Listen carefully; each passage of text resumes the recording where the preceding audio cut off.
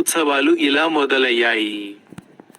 పశ్చిమ భారతదేశంలో స్వాతంత్ర్య ఉద్యమంలో భాగంగా ప్రజలను ఏకం చేసేందుకు బాల గంగాధర్ తిలక్ 1893లో గణేష్ చతుర్థి వేడుకలను నిర్వహించారు.